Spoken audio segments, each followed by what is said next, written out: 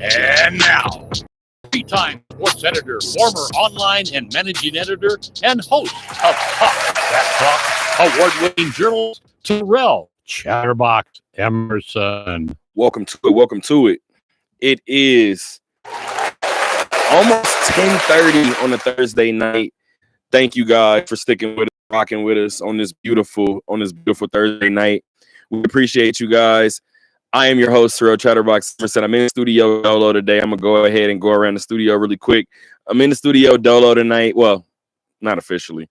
If you guys actually are on, if you guys actually follow me on Instagram, I went ahead and posted who's in the studio with me tonight. He actually just came and sat next to me right now. My guy Spade is in the building with me. Hopefully, at some point, he interjects himself into the show at some point so you guys can see. But Spade is in the building with me. Shout out to Markel Collins, who typically does our Thursday show. Shout out to Isaiah Torres right now, who's actually at the T-Mobile Arena, making sure that everything is looking good in terms of coverage of tonight's game 2 from the T-Mobile Arena, which we're actually going to start with. I believe I have maybe an hour for you guys tonight, maybe an hour and a half. You know how these solo shows go. Excuse me. So, pardon. I'm going to try to get you guys as close to the 12 o'clock hour as I can. Tonight is episode 28 of season 7. Episode 28 of season 7. Episode 354 in totality of the Talk That Talk radio show. And of course, this show is being shot from the studio here at the Harry Reid Research and Technology Park here on Sunset, here in Las Vegas, Nevada. Again, I'm looking around at these cameras. I'm actually cycle through one more time really quick. Excuse me.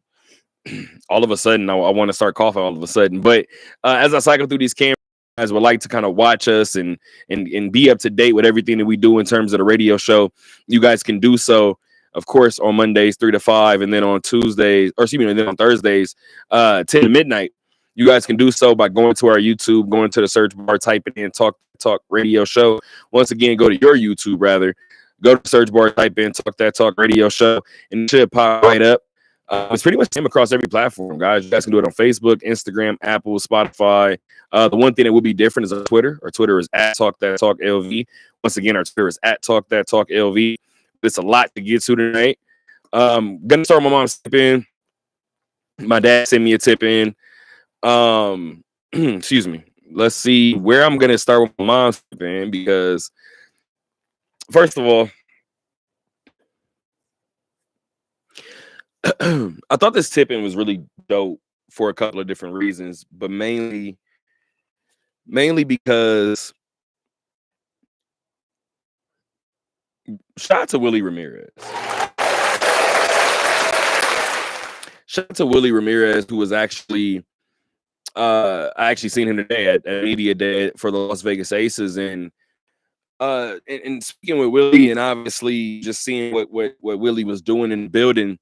A lot of questions about mental health, a lot of questions about the development of the attention that we pay to mental health as a society, as well as the WNBA as a whole. So to see pretty much every ace give their response to that, in addition to President Nikki's, I feel like this is a good time to read this one. Excuse me. You don't have to control your thoughts. You just have to stop letting them control you. I think very powerful because I forgot who said it today at Media Day, but it's something that we all deal with. And it's something that is not necessarily new to the world. It may be new to discuss it at such length at this point. But it's not uncommon. And I think it's good to note. I think it's good to acknowledge.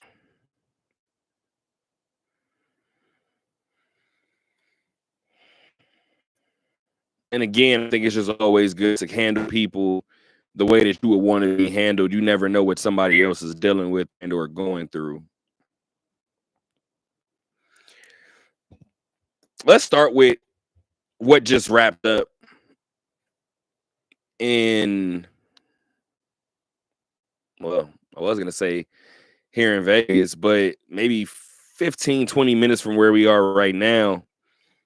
A 5-4 loss for Vegas in overtime against Edmonton. Down 0-2 in his best of 7 against Edmonton, heading up north to Canada. A lot to talk about. Only because it's it depends on how worried you are about the Knights right now.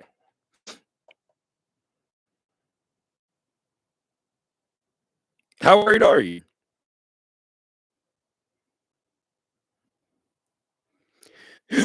Pardon. We've seen this Knight team fall behind 2-1 after leading the series 1-0 against Minnesota. And they were able to pull that one out. They needed 3 straight victories to do it.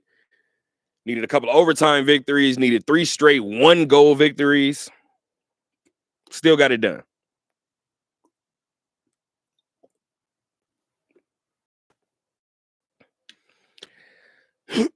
I've said this before. As far as the Vegas Golden Knights, there's a community of people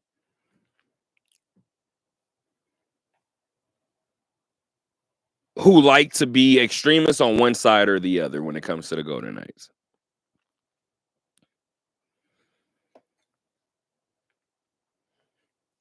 I always mention it. Yes, in the postseason, it's about wins and losses.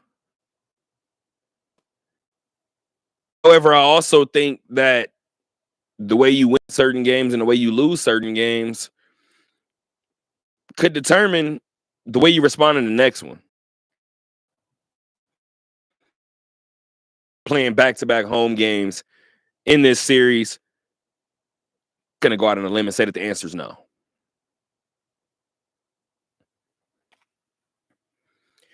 Tonight you lose an overtime game in which Adin Hill made some great saves with his glove.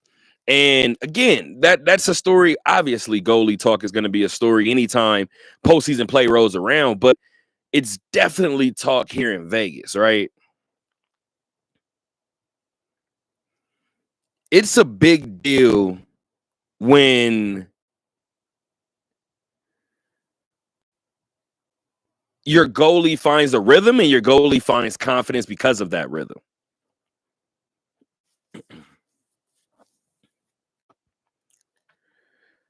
Adin Hill made some saves tonight. And yes, right, when it's all said and done, this is going to look the way it looks. And it's going to show that the Golden Knights lost 5-4. Adin Hill gave up 5 goals. That's what it's going to read. I understand it. I'm not mad at it. However,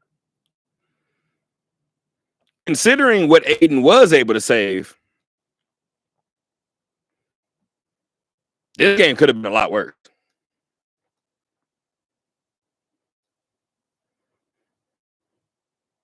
Now, Vegas and Edmonton have played each other about as equal as you could play each other.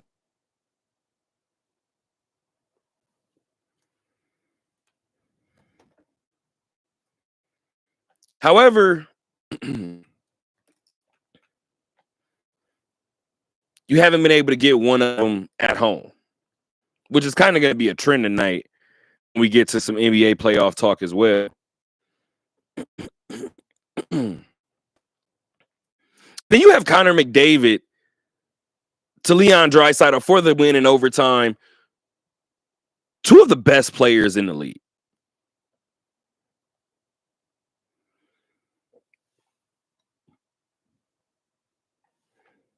Pardon. I feel like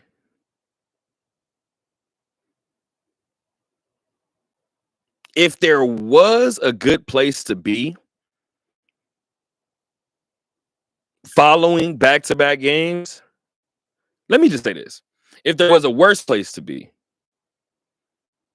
following back-to-back home losses to start a series,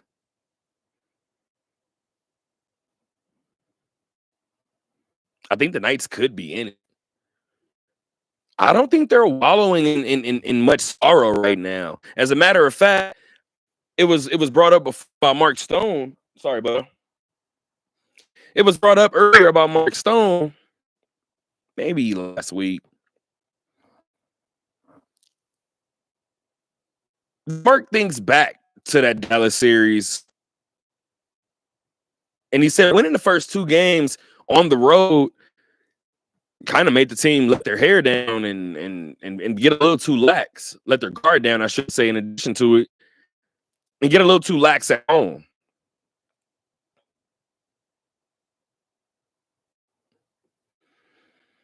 If that were the case, what happens this time around?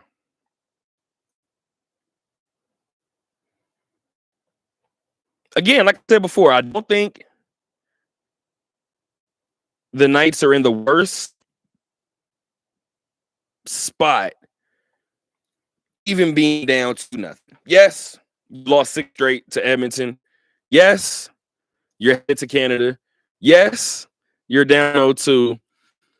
I still think the team has shown the ability to win games in chunks. Again, aside from that January stretch just before the All-Star break, the Olympic break, I should say, or the Four Nations break, this group has been able to reel off some wins in bunches. So they need 4 straight, 4 and 5 to make it happen.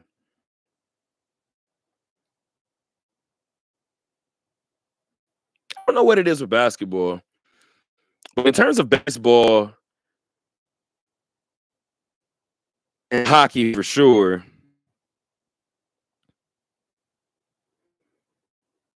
it just seems and it feels like anything is possible, doesn't it? This isn't an insurmountable 3-0 deficit, right? And even in those sports that I just mentioned, those may not be insurmountable. But down 2-0, I think this team, in addition to it, we talk about just the calluses that have been built over the years, over the seasons, over the moments. Caprice, I see Caprice from the OD podcast in our chat. What's going on, Caprice? But again, we talk about those calluses being built, and there's no way to rush that, right? There's no way to manufacture that. There's no way to hurry along that process. And it comes with growing pains. It comes with overreactions. It comes with heartbreak. It comes with championships.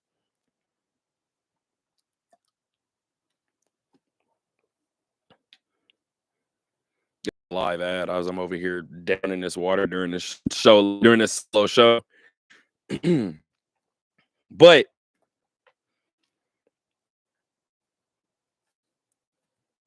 the Knights, in its first 8 years of existence, has people on the chat asking about Spade. That's funny. My guy is laying down. My guy is chilling. But Vegas has built up enough calluses over the past couple of years, over the last 8 years. And they've experienced pretty much everything. They've experienced the championship. They've experienced making it to a Stanley Cup and losing. They've experienced not making the playoffs. They've experienced getting bounced early. They've experienced playoff collapses. They've experienced everything.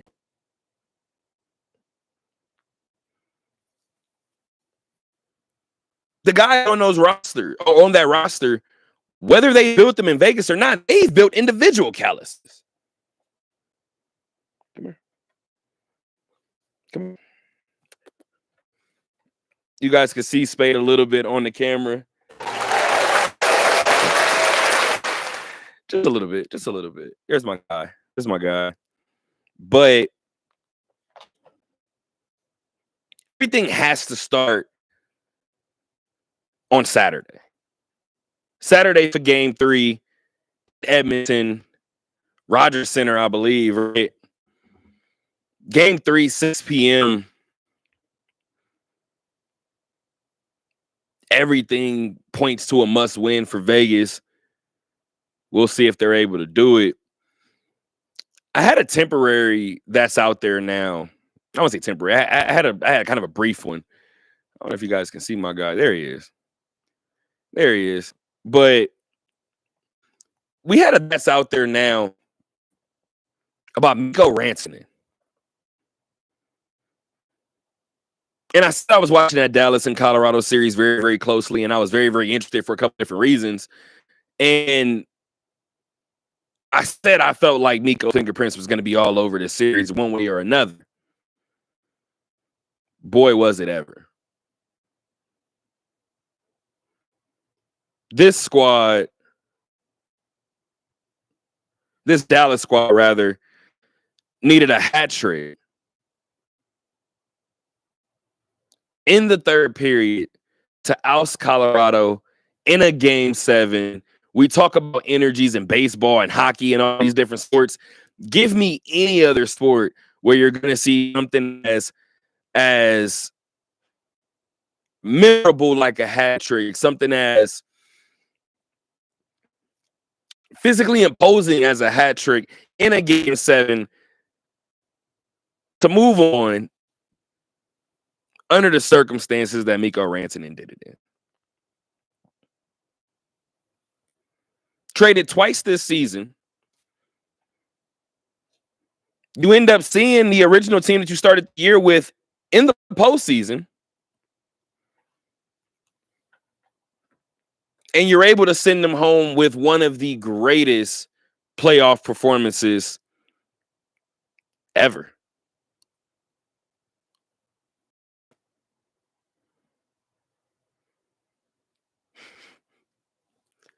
People are really in the chat asking about Spade. This is funny. Yes, my guy is rocking.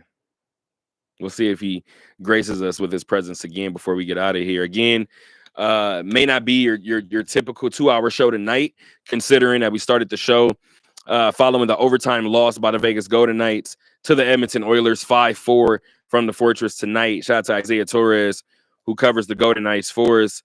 But what was I doing earlier today, right? I was at Aces Media Day. At Aces Media Day, shout out to the Las Vegas Aces, the 2025 Las Vegas Aces. Got to be honest, man. I've said it kind of all season long, or all year long, I should say, really all season in terms of the months, right? I was very particular, and I still am very particular when answering questions about the Aviators. I've also been very particular in terms of the way I answer questions about the Aces. And the reason why is because I actually asked somebody asked today, shout out Armani Lane, as a matter of fact, from Vegas First today. He asked me something about UNLV basketball. I asked him originally, and he threw the question back at me. And the answer that I had in my head, I was like, yeah, this is just where my gut feels, right? Where my gut is. The reason why I've backed away from answering certain questions when it comes to the Aviators or when it comes to Aces is because I feel like these two teams are kind of equipped to win it all. Now,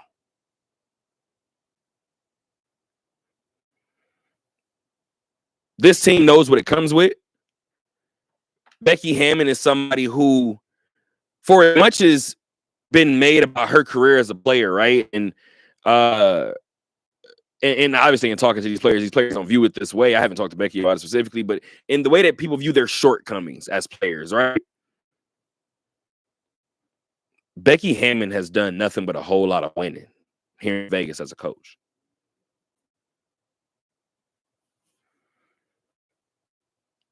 Becky Hammon is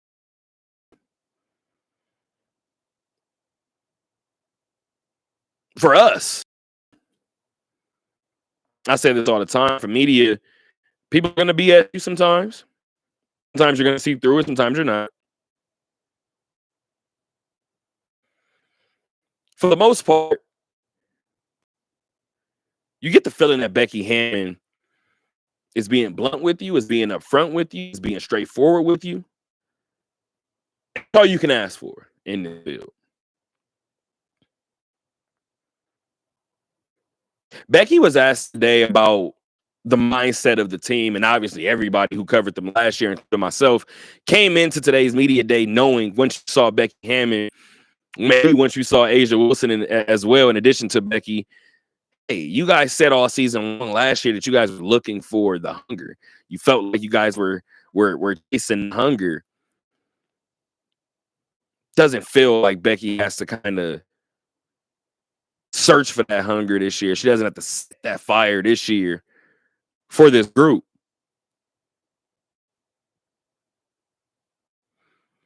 I believe at one point Becky was asked to again describe the mindset, describe the mental of this team in totality right now.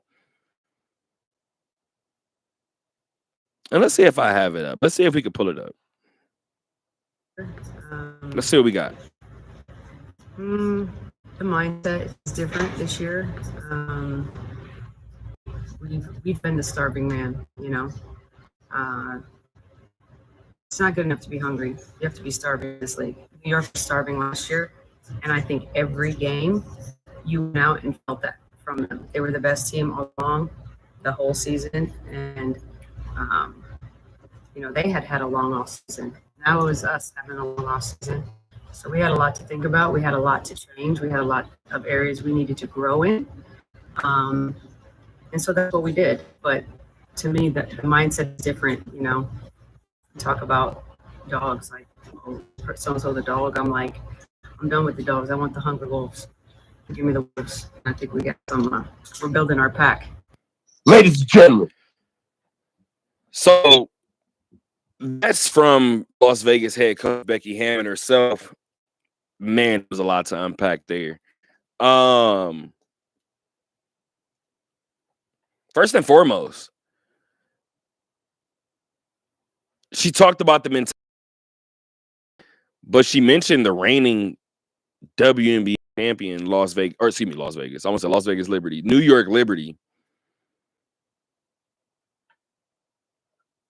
And she mentioned it all last year, even after some losses, right? To New York. She said that this team looks different.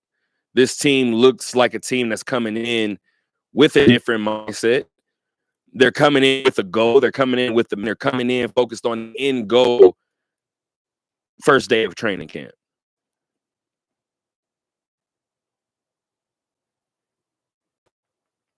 According to Becky and several players in this group, everybody senses it. Everybody feels something.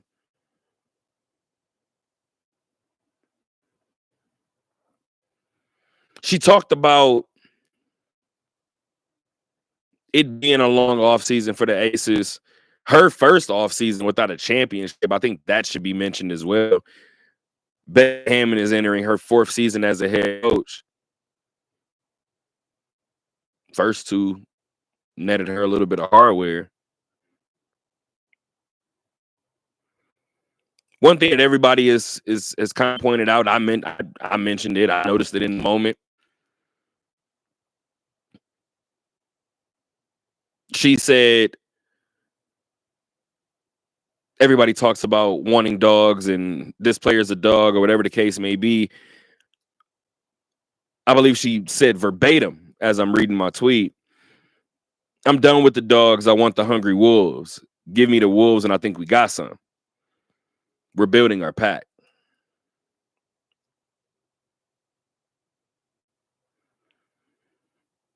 Here's the interesting thing. Over the last 3 years, at the very least, 5 years probably, when it comes to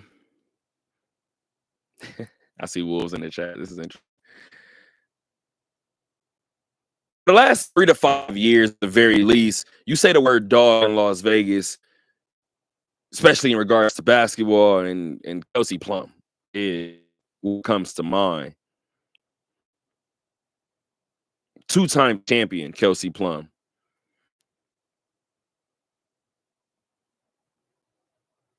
Got some Olympic hardware as well.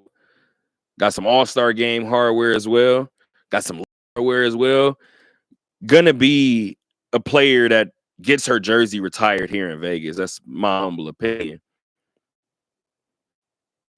First season away from the franchise. She's in LA. She's with the Sparks. You couldn't say the word dog here in Vegas over the last 3 to 5 years without Kelsey Plum coming to mind. That's why that end of that quote hit the way it did. See if I can play it one more time really quick. You went out, and so that's what we did. But to me, the mindset is different. You know, talk about dogs, like, oh, is so-and-so the dog? I'm like, I'm done with the dogs. I want the hungry wolves. Or give me the wolves. And I think we got some, we're building our pack. So, again, watching Becky and Kelsey interact at these post-game pressers and things of that nature, even in practice, there was always this love in between them, right? It appeared to be. Still believe there is. Don't get me wrong. You just never want to be too sure in this industry. But it appeared to be this love, right? I believe just from being around them, I believe there to be sincerity there. I also know both of them to be wildly competitive. So in terms of this, the only thing I'm going to say is exactly what I said in terms of the Drake and the Kendrick beef. This isn't a beef, by the way. But let's just say that Becky Hammon just was saying what came to mind and the word dog came to mind. Even if it had nothing to do with Kelsey. Which it may not. It's not about how we feel. Let her feel like that was any sort of little, even if it was a little friendly jab, whatever the case may be. Kelsey Plum doesn't need anything else to give her an added edge. Kelsey Plum is already chomping at the bit to be here in or to play this Vegas team, in my humble opinion.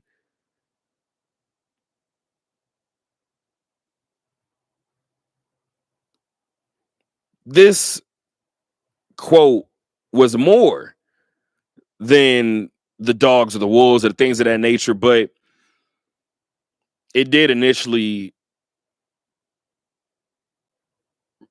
raise some reporters' eyebrows and ears. In addition to that, I talked to Becky Hammon about somebody who I've been very, very vocal about over the past couple of years, just since our interactions at USA Basketball, and that would be Greg Popovich. And I went ahead and had a chance to talk to Becky about Greg. And Pop is somebody that's so beloved in the basketball community as he moves into his role as president of basketball operations for the San Antonio Spurs, leaving the longest tenured coaching seat in all of basketball. I asked Becky Hammon about Coach Pop, and actually here's what she had to say. Pop has obviously played in your Coach, you've always been very vocal about the role that Coach Pop has obviously played in your career and how much you've been able to lean on him over the past couple of months, and then most recently with his full-time transition into an executive role. Kind of how has the roles kind of reversed a little bit, and you've been able to kind of been the person that he's been able to rely on the past couple of months? I mean, he's dealt with a lot over the last couple of months. I do know he's stubborn, so I know he's probably driving his rehab people crazy and whatnot. And he's still got jokes. He got his El Jefe shirt on. I don't know who he's pranking. I'm like, let there be no doubt, he was always El Jefe. Okay, that's not new. But no, I mean, he's gonna be great in this new role. Everything he does, he goes hard at, and so I expect this new role for him. He'll be just as great in it as he's been in all his other previous roles. The guy's always worn a lot of hats, whether it was recognized in the public or not, with his players and his relationship building that he's always had with his players. But I mean, he's somebody that's invested a ton of time into me, so he's gonna be fine. He's always gonna be putting in the work. I can tell you that. I got a bunch of deaf niggas over here. Y'all. So here I am talking into a mic that's not even unmuted. But to hear Becky Hammon speak so glowingly about Coach Pop, I've asked Becky about Pop a handful of times, and every time I do it, I get a range of emotions that come from Becky.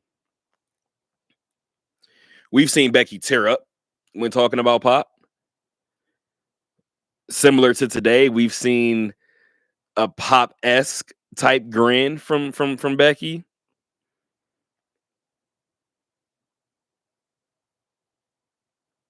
If I could just sidebar for a split second.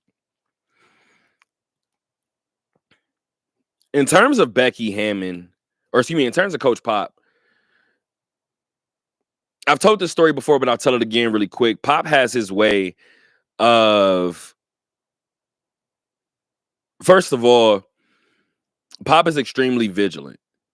He's extremely observant. And Pop has a way of feeling what needs to be said or not said and or done in a room. And for anybody who knows me, you guys know I always say things like there's a certain level of arrogance that it takes to be successful. I think that there's a certain, and I say that because I feel like you have to be arrogant sometimes and bullheaded and stubborn and believing that what you're doing is going to work. You have to in order for it to work.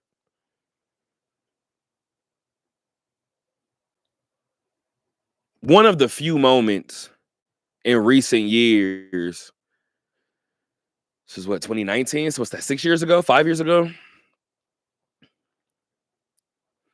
I remember being at my first USA basketball camp. And I'm looking around. And again, you guys, if you guys know me well, you guys know that I grew up a Duke fan. I have no problem admitting that I've only seen Coach K maybe twice. Never asked him a question. Just didn't do it. I looked over at Pop.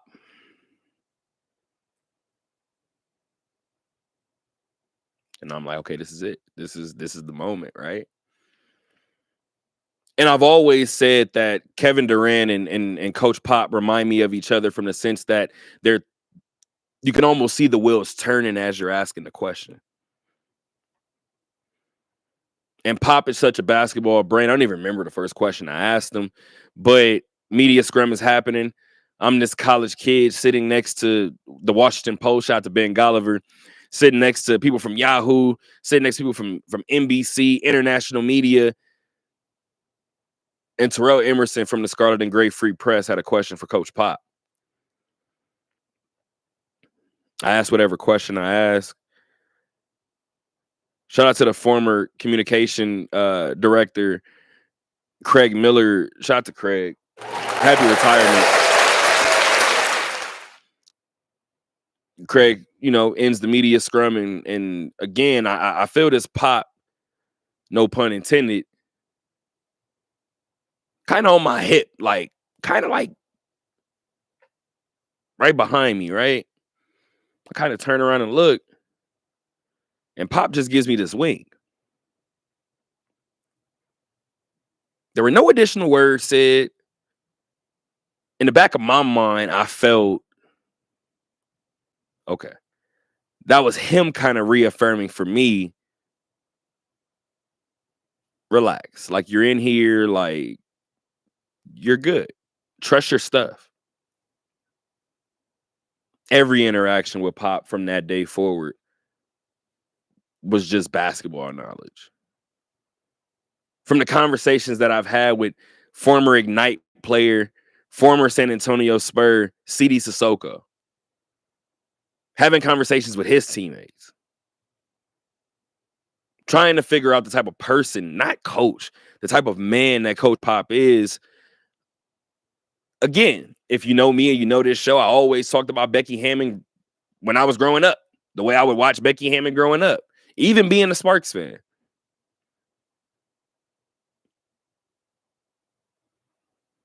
To have been able to cover Coach Pop on an international level, never on a day-to-day basis like an NBA coverage would be, but to be able to cover Becky in that sense, I see so many moments and droplets that Pop has kind of shown over USA basketball that I see consistently with the Aces. From post-game pressers to the way that she snaps back at media, the way she snapped at me before. And I love every single bit of it.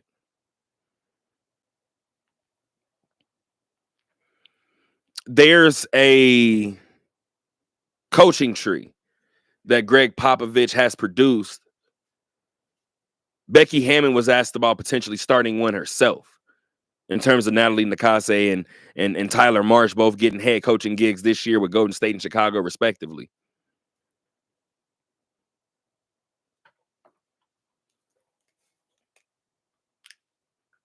Give me a second, guys. Spade needs a little water. So, from that standpoint alone, I felt the answer from Becky today was extremely heartfelt. She mentioned El Jefe. I see El Jefe in the chat right now. When mentioning that, I agree with her. Just from my interactions with Pop, just from the conversations that I've had with people that know Pop,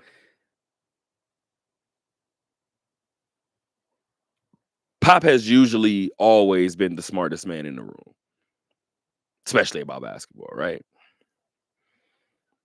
This is a man who knows his stuff. As Becky said, this is somebody who gives it his all. This is somebody who's bullish in the way that he performs. I'm excited to see what's next for Coach Pop. In addition to that, kudos to Doug Christie. Kudos to Doug Christie. Being named the head coach for the Sacramento Kings, no longer the interim head coach for the Sacramento Kings. And I've said this before. nothing's wrong with Doug Christie. Not even a little bit. If you guys follow basketball too, over the past 3 years or so, you could kind of see that Doug was next. Doug was up next. And Doug was going to do a hell of a job when he got there. Still, what was done to Mike Brown in terms of conducting a practice, running media, getting ready to head on the road, and being relieved of your duties. While that may want you or make you not want to root for Sacramento, I get it. I understand it. Shouldn't make you not want to root for Doug Christie. Doug Christie is going to be a good coach in this league, in my opinion. I think Doug Christie is a different voice for that locker room, and I think that was probably needed this year. At that point of the year, the way it was done,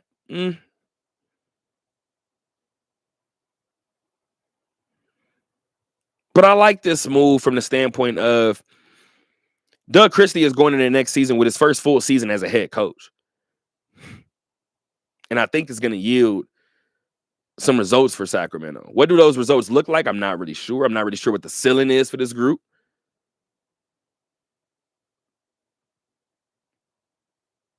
But I do feel like if you were going to make the decision to move on from Mike Brown, this could possibly be the best place you could have went. Just over 40 minutes into the show. Talk a little NBA playoffs really quick. Update you guys on some baseball happenings. Prep you guys for the Nighthawks tomorrow, and we'll try to get out of here. NBA playoffs really quick. We talked about falling behind 2-0 at home. That's exactly what Cleveland and Boston did this past week.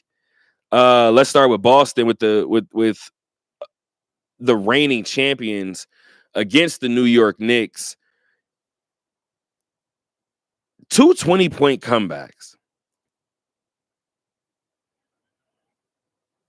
The first game, and I had to go back and probably watch both back to back, but the first game felt like, okay, they made this happen. The second game to me felt, and it could be because it's on the heels of the first one. Got to consider that.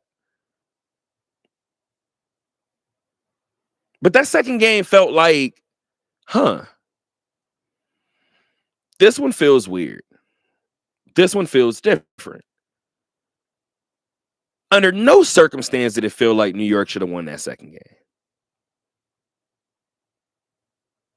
And they did. They did it.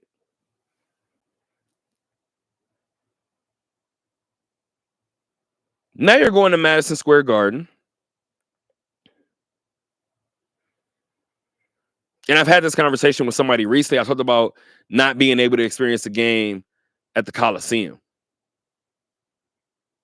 To see the A's play in Oakland. To see the Raiders play in Oakland. To see a game at Oracle.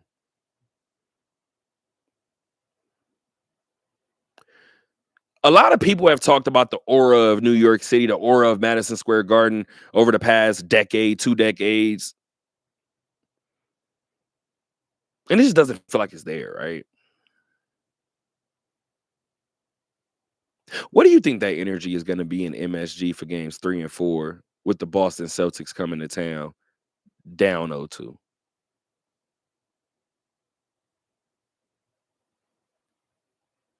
I bet you that one feels a little different.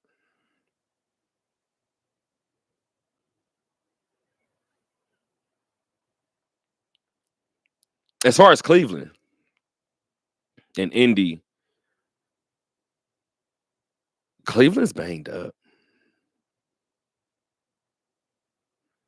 This isn't a knock. This isn't saying that Indy isn't going out there and winning these games. They're not being gifted to them. had a 20-point comeback of their own in game 2.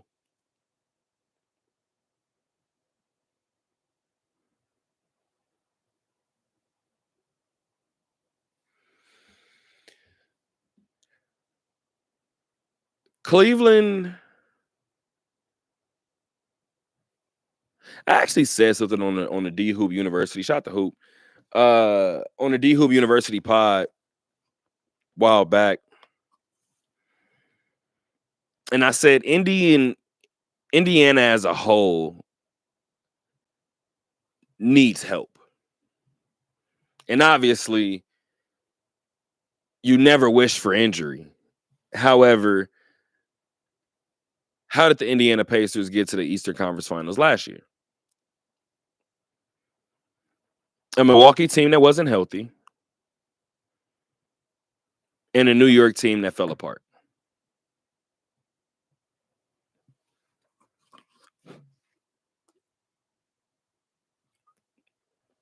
So from that perspective, yes, they got it done. Got to the Eastern Conference Finals, got the experience.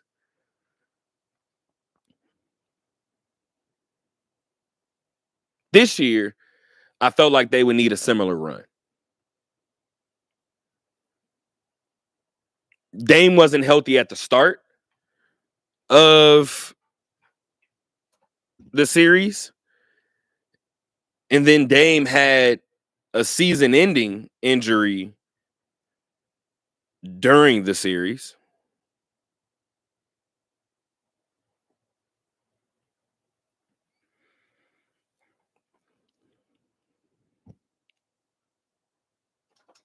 And now the Pacers are playing Cleveland, where Darius Garland has been dealing with injury.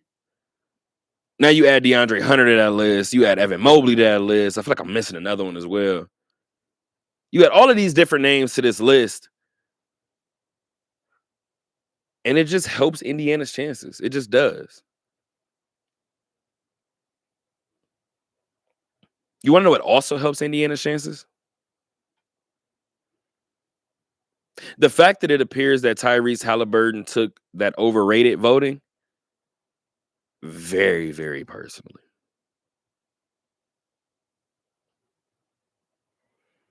And the funny thing is, I think somebody did the numbers and was like, out of 450 players, this percentage would be like 12 players. Whatever 12 players said it, that might have been the exact force, the driving force that Tyrese Halliburton needed to kind of rev up the engine a little bit, right? That game 2 performance at the end of that game, sealing that game. Matter of fact, I'll tell this little quick story.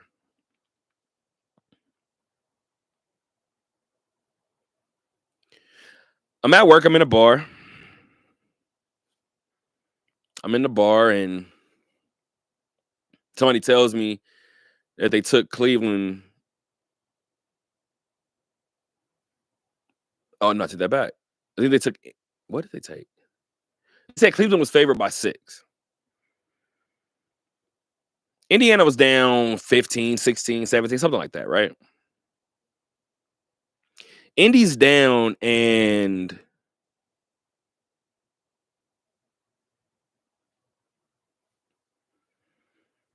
every time Indy gets closer, I'm talking 8, 7, 6, usually didn't get closer than 6.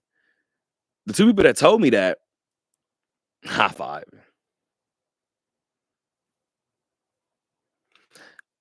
I said, the way that this series is going, or has gone, obviously it's only been one, or this playoff rather has gone. I said, I not only have one game to go off of in this series, but y'all keep cheering every time Indy gets close. Indy's going to mess around and pull this out. Even as somebody who said it. Even as somebody who grew up a Pacer fan. I didn't expect that.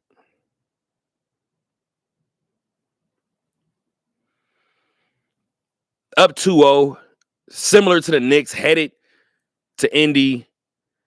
I just got to be honest with you. I know I'm not the only person that thought it, as we're a little less than 10 minutes away from the 1 o'clock hour mark. Or from the 1 hour mark, I should say 1 o'clock. From the 1 hour mark. Again, this is your Thursday episode of the Talk That Talk radio show.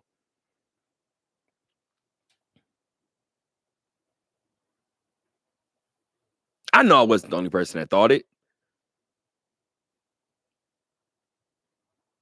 What does a Pacers-Knicks Eastern Conference Finals look like in 2025?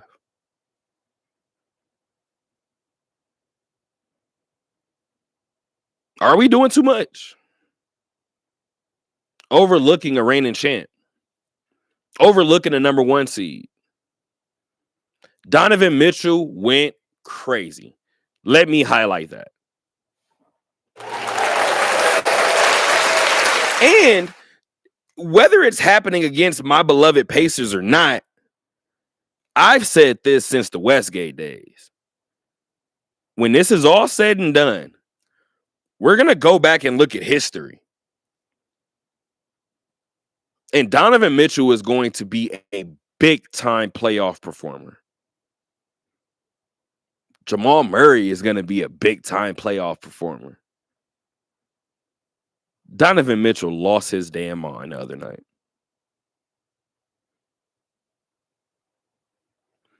We see it with Ja. We see it with Donovan Mitchell. We see it with Anthony Edwards. We see, who else do we see it with? Miles Bridges. I'm naming all players who, when things are not going their way, some of those guys can take over games in a couple of different ways, but all of those guys can have a moment where they just have one play and you feel like he's going to the rim. Everybody in the building feels it. Hell, everybody on the court knows it, and it still feels like nobody can stop him. Those 2 dunks by Donovan Mitchell in the lane in that loss, I said, oh, that was a statement. I seen the second one and said, oh, this is what the rest of this series is going to be for him.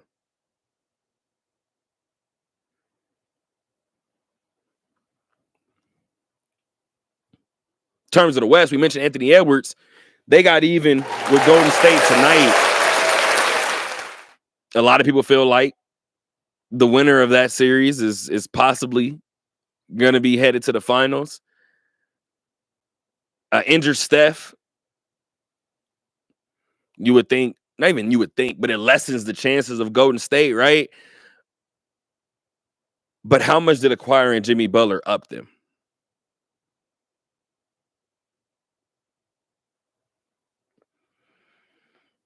Do you believe that Jimmy Butler surrounded by the Golden State Warriors is presently constructed without Steph Curry?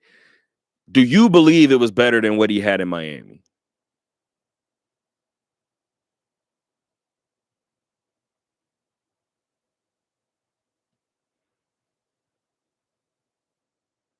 If the answer is yes, what happens when they get Steph back? What does that look like?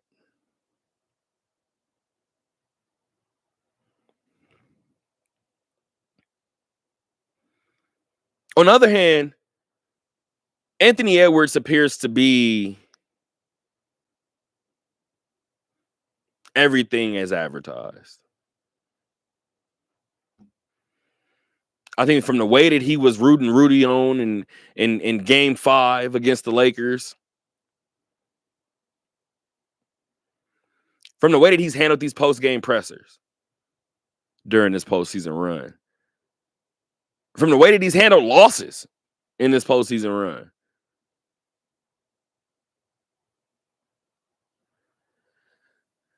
a lot of people say, oh, this player is too big for this market, or this player is too big for this market, or this player is too big for this market.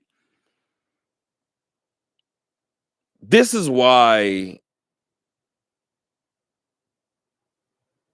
exaggeration can do harm. This is one of those moments. I know how I feel about Kevin Garnett. I love Kevin Garnett. whenever people say, okay, let's make a list. Let's make my 5 against your 5. If somebody takes LeBron James, cool. I usually match him up with young KG, young Minnesota KG.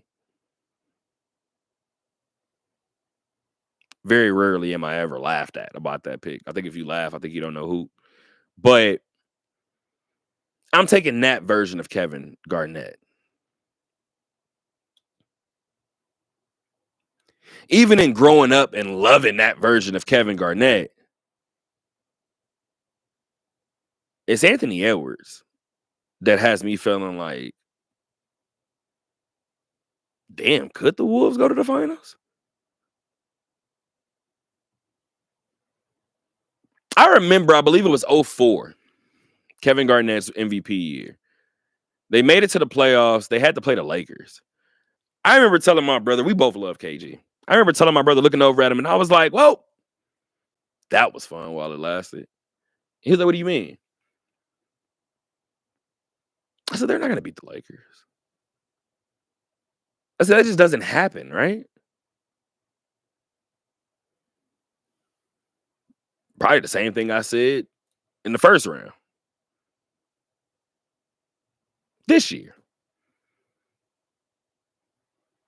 How did those 2 series pan out? What was the difference? This year's Minnesota team is still playing. Anthony Edwards is a big reason for that, the way that he's been able to lead this group. Somebody had the argument of where does Anthony Edwards rank in terms of best leaders in the league? Just think it's interesting to see. I don't think he's 1. I don't think he's 2. But if you have him at, let's say, 5, 6.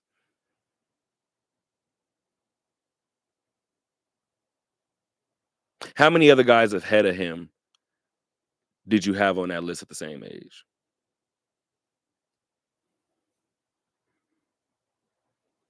One of the guys that I would have above him on that list is Nikola Jokic.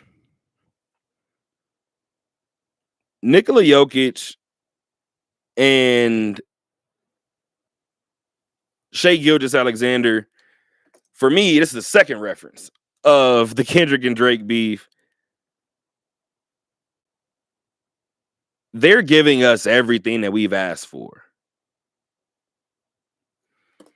We want to see MVPs that want to go out there and snatch the MVP from the other one. We want to see MVPs go out there and make you feel like, okay, this game, we're going to see something special. Game 1, you came away from that feeling like, yeah, I don't know why we were talking about SGA season long. This guy has quietly been doing this all year long, past couple of years, and down in Denver. And then you fast forward to game 2. And you see what SGA and the Thunder are able to do. And it just feels like SGA, if we're talking about most valuable, at some point you can't look at the run that he's been on and look back and say, damn, he didn't get 1.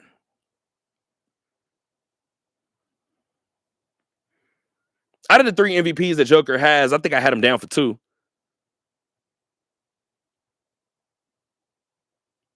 For Joker to possibly be ready to rake in a 4th, a question that Will Despard actually asked Asia today about the possibility that she has to bring in a 4th.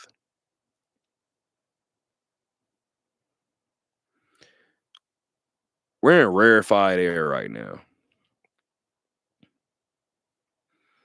Heading into the second hour of this Thursday Talk That Talk episode, I am your host, Terrell Chatterbox Emerson, in studio Dolo today, in studio by myself. My guy Spade is laid out right here, looking at me. Getting ready to get out of here in the next 30 minutes or so, or 30 minutes or less. I have 3 more topics for you guys. We got my dad's tip in, and we'll get out of here. Let's talk about the Vegas Nighthawks really quick, right? Back-to-back wins for Mike Davis's group. Most recently, they took care of business at home against Northern Arizona. Shout out to Markel Collins on that story. Markel Collins was in the building for that game where Jaden Delora got another start for Vegas over reigning IFL MVP Jerome James, who actually played the second half for Vegas. Actually threw the game-winning touchdown with a little over 5 minutes left to put. Should I say game-winning? Take that back. The deciding touchdown. That would still be the same, but I think it's game-winning. Long day. Anywho, he throws this deciding touchdown with 5 minutes left, a little over 5 minutes left, but he does it, and his team goes up 13. Right? So big day for both Jaden and Jerome. Matter of fact, I have both of their stats really quick. I know I have them up. Both guys completed 7 passes. Matter of fact, let me give both stats individually, or both stats together first. Both guys combined to go 14 of 22 for 140 yards, 4 touchdowns, and an interception. In terms of rushing the football, both guys combined for 38 yards on 10 attempts. Now,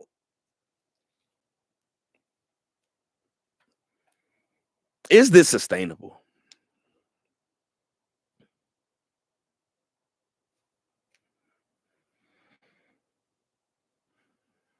Only time will tell. I do think we're in a situation with this group and this sport where we saw it work in the UFL. It worked until it didn't for Pittsburgh. Didn't go so well for UNLV football. The Raiders playing last year wasn't a 2-quarterback system, but it went how it went. Now this one might work. Especially if, again, athletes are creatures of habit. So if we're going to do a half here and a half there, maybe if these guys know it going into it, on my part as well, now I don't have to know it going into it per se, but if we see that this begins to be a reoccurring thing for this group, considering that this franchise believes in its backups more than most in most cases, this could be something where, like I said before, we don't have to, myself included, we don't have to ask the questions of, hey, well, this guy got benched, or hey, this guy was rolling before he getting benched, or whatever the case may be. If we know that we're going with a 2-quarterback approach, a 2-quarterback system, everybody adjusts. Anything is on the table when Mike Davis says that he's shuffling some things up, especially when he talks to those coordinators. It resulted in a back-to-back, or the second half of a back-to-back win, or back-to-back wins rather, for Vegas. They're currently 3-2, third in the West in the IFL, sitting behind 2 4-1 teams. Matter of fact, they're actually taking on one of those teams in terms of San Antonio. They're taking on San Antonio on Saturday. That is, 2 days from now? 2 days from now, 6 p.m. is the scheduled time for kickoff. That will be back-to-back home games for your Vegas Golden Knights from Henderson at Lee's Family Forum. We got some baseball to get to, and then we'll get out of here, guys. Nothing too crazy today. Again, if you guys are watching on YouTube, we appreciate you. If you guys would like to watch on YouTube, all you have to do is go to the search bar on YouTube, type in Talk That Talk Radio Show. Once again, go to YouTube, go to the search bar, type in Talk That Talk Radio Show. And again, be sure to follow us on all of our social medias. Be sure to stay up to date with everything that we're doing. We have these 2 baseball topics, as I mentioned. We'll get to my dad's tip in, and then we'll see how this goes.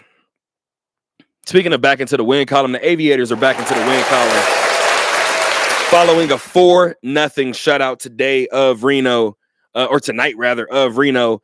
Their 10-game win streak was snapped on Tuesday, but to give you guys a little bit of an idea of, in case you guys haven't been to the website, just a little bit of an in-depth breakdown of what that 10-game win streak looked like for the for the Aviators that actually ultimately set this team up for what could be a first half run that produces a playoff spot for this group. As of right now, this team is 25-11, which is first in all of the PCL. Not the PCL West, but all of the PCL. This team is leading all of the Pacific Coast League teams. The Oklahoma City Comets, almost said Dodgers, the Oklahoma City Comets are just a game behind, sitting at 24-12. Tonight's game in Reno, again, was the fourth win in 6 outings for the Aviators against the Reno Aces. So many different things to talk about in terms of this Aviator team. This Aviator group came into the series, as I said before, leading the PCL on a huge win streak. You get the win on Tuesday. You obviously fall short. Yesterday, you end up having a win streak snapped, but you have this long win streak, right? And the Aviators were able to put together that win streak, which was its longest since 2022. On the other hand, its longest losing streak of the season so far has been 3 games.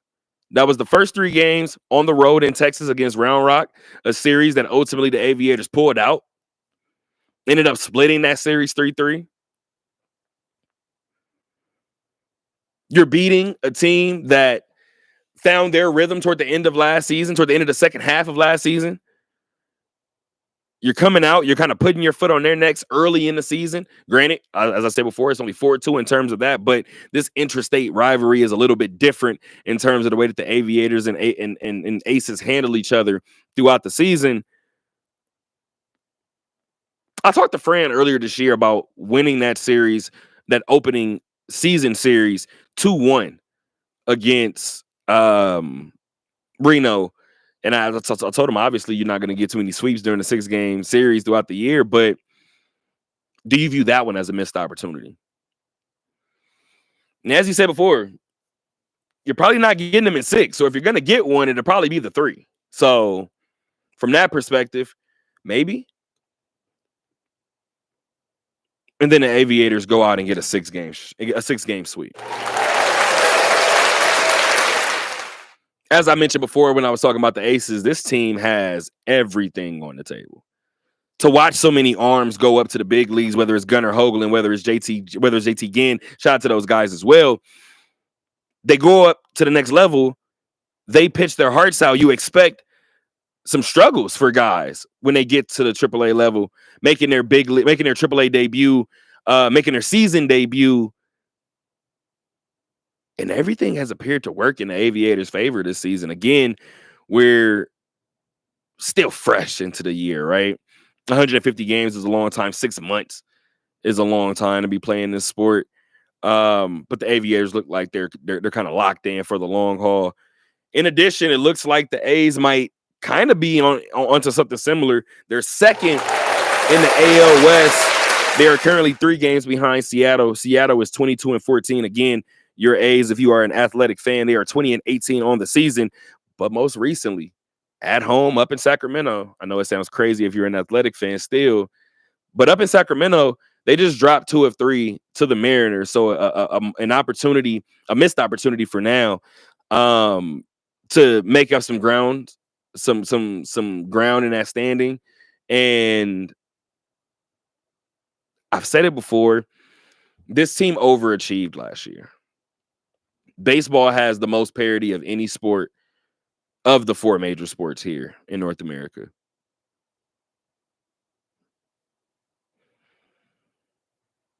I do not have the Athletics in the postseason this year. I do not have the Athletics as one of the last teams eliminated on the last week of the season. I do have this team overachieving again.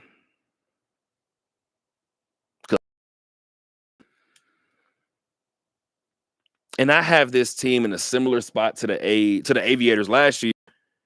I have this team as really fun to watch all season long. I think this team is going to be a lot of fun to watch all season long. I think it'll be interesting to see what they do around trade deadline time. I think maybe you try to cash in on some of these young pieces. If you guys follow this show, you guys have heard me talk over the years, past 2 years, really. You might know where I'm leaning.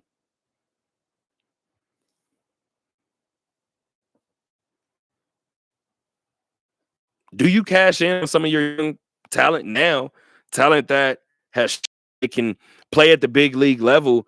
Haven't played in very many meaningful games yet, but maybe a playoff contending team, all-star break, come trade deadline. Maybe it makes sense to make a move, make a splash. Maybe you bring in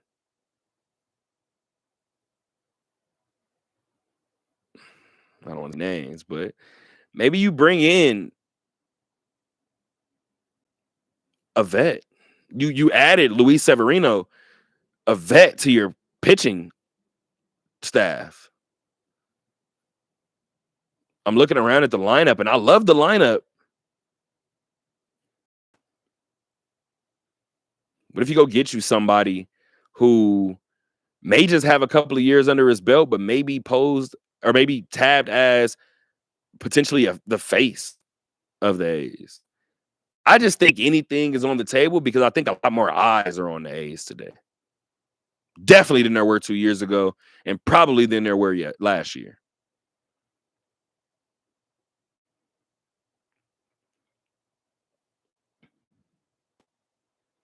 As mentioned before, shout out to Markel Collins, who typically does our radio show. Shout out to Will Despart, who I talked to about doing this show tonight. Shout out to Isaiah Torres, who I would have reached out to, but is at the game. Kevin Kelly would have come through. He was at the game. This is playoff hockey, guys. Really quick, I'll get to my last point before I get out of here. Oh, one more point about the Athletics before we move on. Headed into, I was going to say they're headed somewhere else, but they're not. They're staying home. They're staying put, but they're heading into a 3-game series, a 3-game weekend series against the New York Yankees. That is 21-16 New York team against this 20-18 Athletic team. As I mentioned before, this team is going to be very, very fun to watch. Again, there may be some stinkers like there was in the Sacramento home opener. Maybe some duds, but this team, all in all, is going to be very, very fun to watch. This team is very, very youth-driven. This team is very eccentric to watch. I feel like that's a good word. Really quick, I do want to just highlight, because I thought my dad's tip-in would be about this, but it wasn't. My dad's tip-in today is about his Cowboys, ironically enough. But I was at work recently, and I'm watching the Kentucky Derby. You guys know I like horses. My dad liked horses. And if you like horses, you might want to know that every horse in the Kentucky Derby this year was a descendant of the Great Secretariat.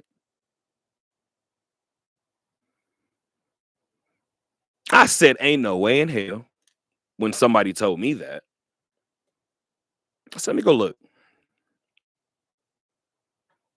I look it up, and sure enough, it's true. The horse known as Big Red, and I'll read directly,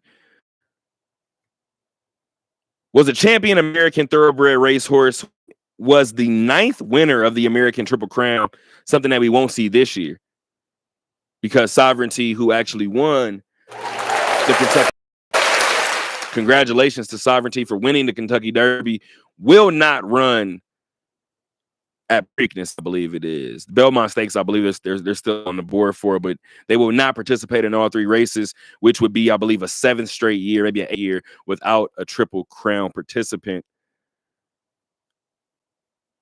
But Big Red was the 9th winner of the American Triple Crown, setting and still holding the fastest time recorded in all 3 of those races.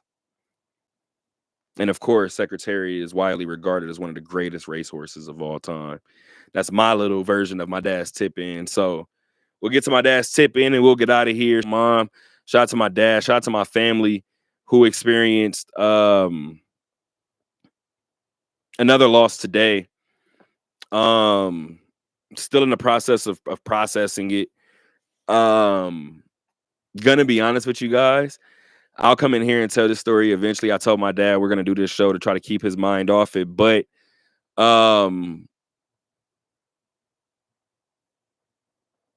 as humbly as I know how, you guys are extremely lucky that my dad sent in a tip in today. I didn't think it was gonna happen. I do think me telling that horse race story just now might be heavy for him at this present moment, but I want my dad to know as he's watching right now, I love you, dog. You already know what it is. I'm here for you always. To my family, I love you guys. Because the process is really, really fresh still. I'm not gonna say anything of that nature right now. I believe the necessary phone calls have all been made. Yeah, man. I'm just extremely appreciative and, for lack of a better term, shocked that I tried to get a minute hour nap before the show and I opened my phone and I got a tip in from my dad on a day like today. But my dad's tip in is, of course, on Dallas Cowboys. He said, I was cool with the draft, not overjoyed, but also not upset. He said, we did address the O-line with Alabama's Tyler Booker, the D-line with Boston College's. There's no way in hell you wanted me to read this. With Boston College's defensive end, Donovan E. I'm not going to lie. This is not what I'm even going to try to butcher. Added insurance at cornerback by adding Shavin Revel Jr., and I hope I'm not mispronouncing that. I could be wrong. I apologize. From East Carolina. This is extremely important with not knowing the status of all-pro but often injured Trayvon Diggs. He also mentioned the nickname that everybody seems to be throwing around nowadays in terms of street clothes. And adding Texas running back Jadon Blue. Again, shout out to Markel Collins. Somebody who knows the Longhorns very, very well. I know he's going to be happy to see me do that, but whatever. Shout out to my guy Duna. We've been talking a lot of football. Shout out to my guy Duna as well. But my last tip in as we continue, he mentions the addition of Texas running back Jadon Blue, who can pull away from what looks to be a running back by committee during training camp with all the veterans free agent signings, which included Miles Sanders and Javonte Williams. By the way, I think those are all good signings. I think you guys are going to be okay in that department as long as you guys stay healthy. And my dad also mentioned a little bit of linebacker depth by adding Florida linebacker Shamar James, which explains them not re-signing Eric Kendricks, who's 138 tackles with the most by a Cowboy player in a single season since Jalen Smith had 168 in 2019. My dad said, but what only added to my delusionalism, is that a word? Did you make that up? Text me. I feel like you made that up. Anyway. But what only added to my delusionalism as a Cowboy fan was the earth-shattering. That's extreme. My dog is called the great earth-shattering. You know what? It could be. Let me not say that. Who knows how it ends? But my dad called the trade that Dallas just made for Pittsburgh's George Pickens earth-shattering. Dressed in the gaping hole of not a legitimate number 2 receiver opposite side of CeeDee Lamb. Also giving Dak Prescott another weapon if he can stay out of street clothes. Of course, it's risk, but I think it can also have a big-time upside. It's also going to have big-time upside. Pickens has already said that he vows to work every day and make a winning culture in Dallas. He's excited to work alongside CeeDee Lamb and also see Dak as a definite upgrade from what was going on in Pittsburgh. Will his love for Dak last only until he overthrows him? Oh, one little caveat. My dad added, will his love for Dak last until he overthrows him when he's wide open? Or will he finally grow into the all-pro team player that he has the potential to be? If he can keep his head right, this can be a great team. But then again, this is me talking in May. Let's see what I'm saying in December. I have a love-hate relationship with Smith. But one thing that he says, and I tell my wife he has been right, but hopefully it ends this year. No matter how good the Cowboys are looking, in the words of Stephen A. Smith, just wait.